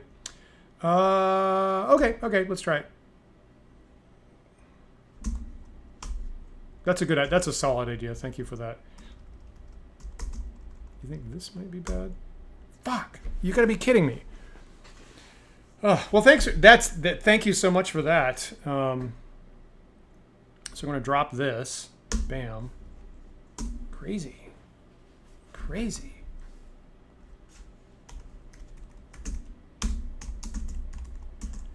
Okay. Well, that's disappointing. Plus three swords are nice. Do I have anybody else with a backup?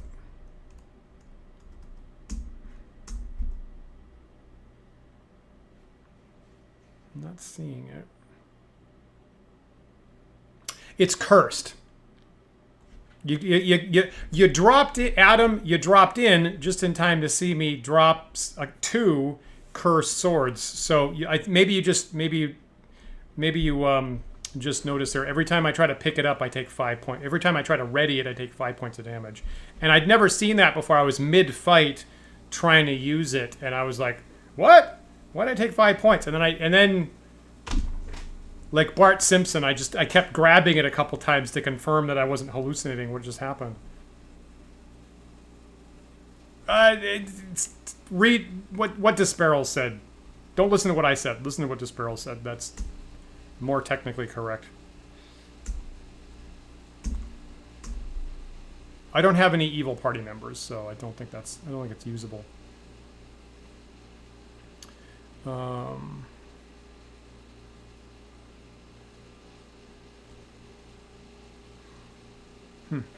Okay. You know, just for what it's worth, I'm going to trade this over to Rollin.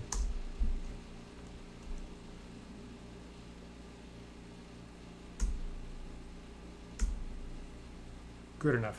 Okay, so I got to heal these guys. I mean, unless I can rest here. Let's say I just use some Cure Light Wounds, heal all spells. So how much do I need to rest up? Cadel's down 10. Okay, so he must have taken a pretty good shot from supposedly Tyranthraxus. Rollin is down by 15, so they both need some healing. So.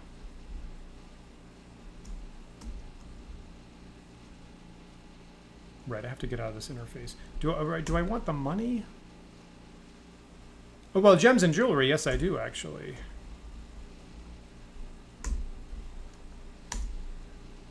Eight. I will take 1 jewelry, please. You know what? You know what? 20,000 gold, I will just leave behind as garbage. But like 5 or 16 gold, I will actually take that just because I like to have a clean room. Crazy.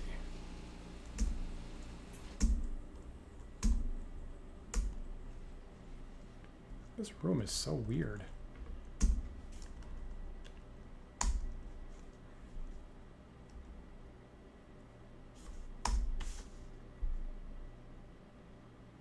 So now he's at 30, that's fine.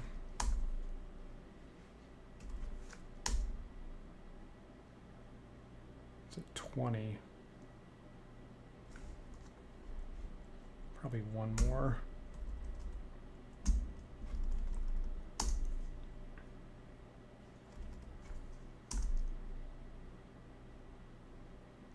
$25, which puts it within 5 of his max. So I'm going to call that good.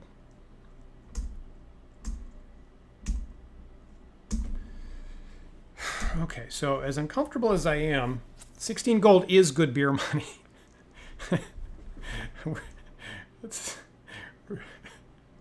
It's no burden. It's good. It's like a good tip. So I'm gonna look in this. Okay, an alarm is sounding. So I guess I have to search around this space.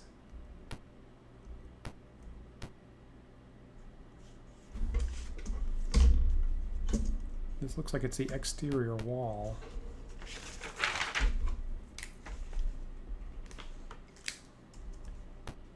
One, two, three.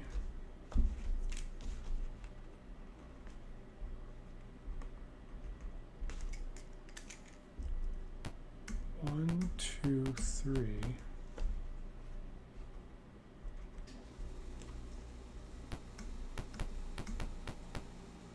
Weird. Super weird. Okay, so there's no apparent exits. I guess I'm just gonna walk through the center of the room. 1, 2, 3. 1, 2, 3. Okay, so now, even though the alarm's going, I'm going to turn on the search facility and comprehensively check the room.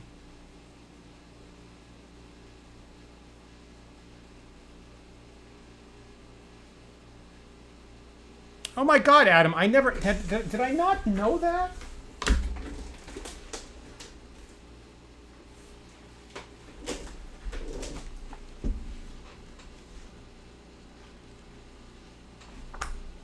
I guess you're right.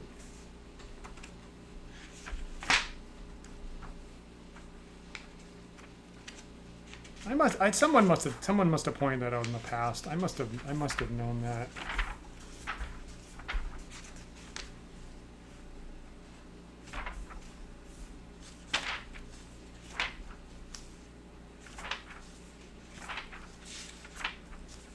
Where is that space?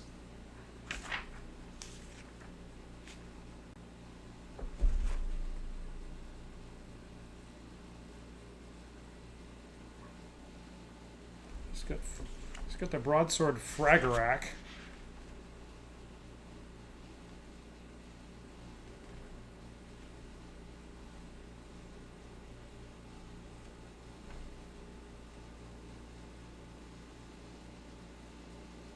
Huh.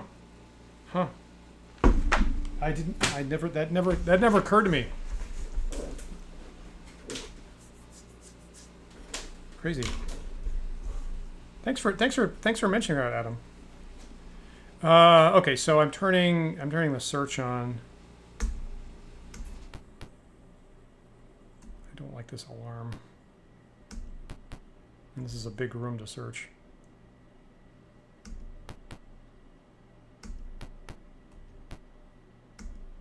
Did the alarm go off? Is that what just happened?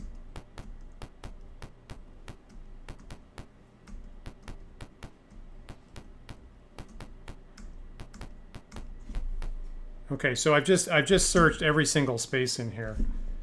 That's wonky. That's totally bizarre. I'm pretty confused by that. I'm going to get out. I'm gonna call that good. I'm gonna get out of the castle, go back to town. ID. I want to ID magic items. Make sure that Rollins got a reasonable sword, and then I'm gonna think about this for next time. So my goal right now is just get out of the palace. And maybe the palace changes in some kind of bizarre, wonky way. Maybe the ring has like some kind of power that would transport you, maybe. Weird. So goal for now is get the hell out. 1, 2, 3, 4, 5. 1, 2. 1, 2. Going west through this portal.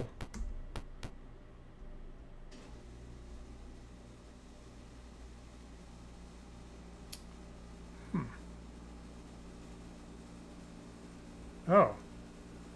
Well, boy, that's interesting. Huh. Crazy. Huh. Boy, that's so interesting. And of course, it was Frank Menser who actually finally put the module itself together, right? Temple of Elemental Evil we're talking about. So obviously, it was originally from Gary's campaign, and from what we understand, he had a whole bunch of loose notes, and then he handed it off to Frank Menser to actually write it for publication. Well, I have, but I'm still no less confused about what to do in light of that fact.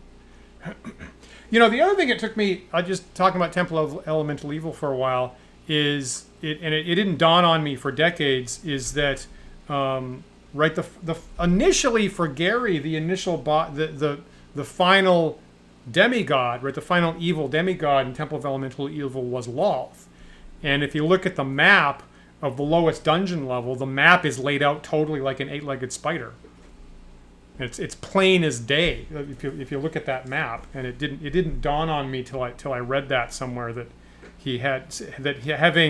having already published Lolth in the GDQ series, he felt he couldn't reuse it, swapped it out for Zugtmoy, but the map was still the same, and the lower level of the temple area just looks like a spider. So I have to go way across here. I'm going to go through this garden area.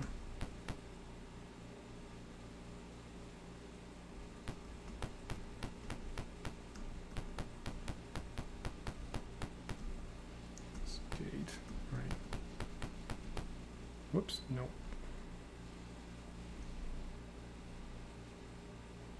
Nope.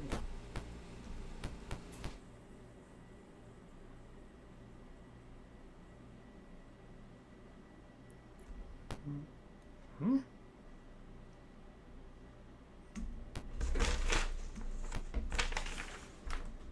What have I done now? So I came out of this portal.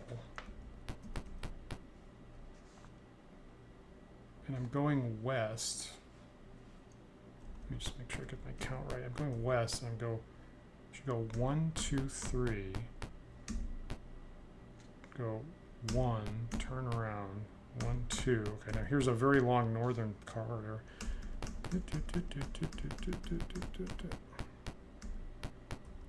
Do a Z cut here. Turn west, about 4 spaces. 1, 2, 3 spaces.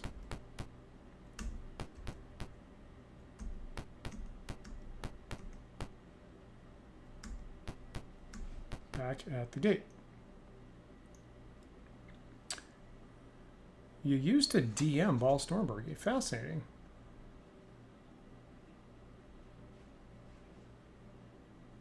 Got it. Okay. Fascinating. Yep. Okay. Fascinating. Boy, I wish we all. I think we probably all agree that we really wish that they would just publish Gary's notes as is. And this is the problem that, you know, Castle Greyhawk never got published, and you know, these mega dungeon projects seem to be cursed because maybe it seems like they're obviously they played them with very sketchy notes and kind of improvised, and they feel compelled to make these really dense text publications for commercial purchase. Obviously, I really wish they would just publish those sketchy notes, but they don't want to do it.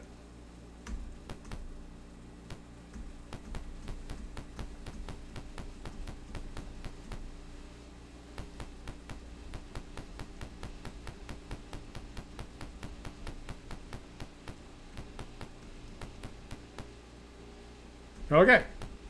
So I'm back at the gate area, and we know that I'm safe as of this point. So let me just save this game. I'm going to call that for tonight. So I think that was pretty successful. I wanted to, you know, the goal there was scout out the northern part of the castle. I've emptied out the guards in all the corners, which is, I think, a good sign. Thanks so much to Disparel for pointing out what I could do with invisibility on the way in. That seemed to really help me. I didn't run into any snakes tonight, which is like seems impossible. So I don't know if I just got super lucky or what. That was a big help. And I found that center keep, and I guess I found the fake Tyranthraxus.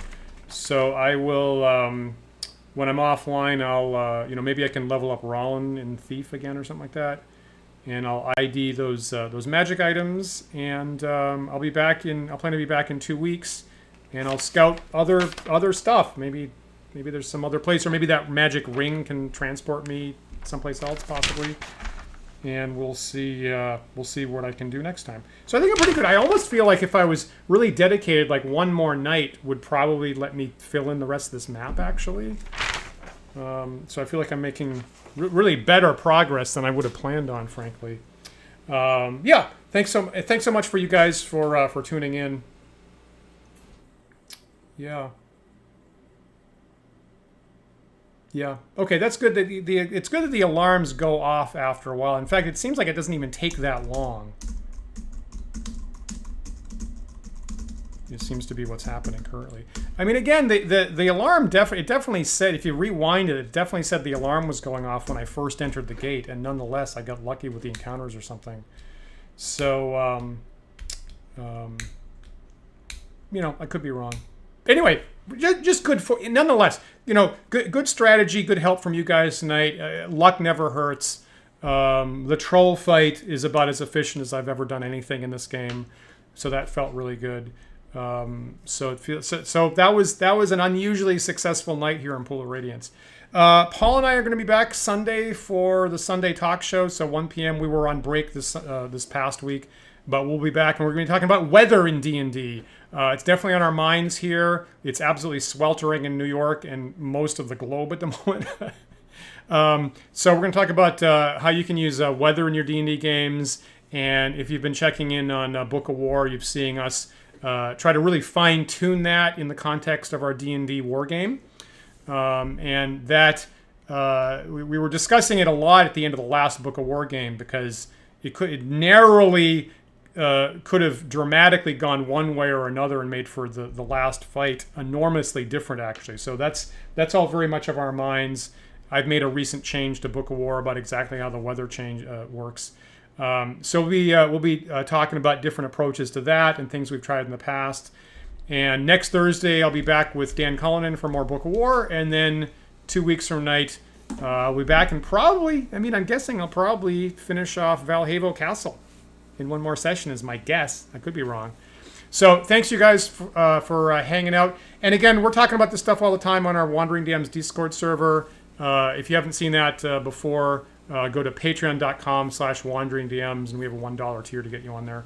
And the past couple days, actually, we've had a lot of conversation about dialing in traditional D&D mechanics for armor and encumbrance and horses, and what to do about helmets. Like you guys probably know, in AD&D, there's an incredibly clunky rule for what is the effect of a helmet. And we've been really fiercely debating what a good, nifty, neat rule would be for helmets in original or AD&D. So if you guys have some ideas, jump in there, and we'll see you on our Discord server. Anyway, thanks so much for hanging out. Had a great time. Stay cool this weekend, and we'll see you later. Take care, everybody.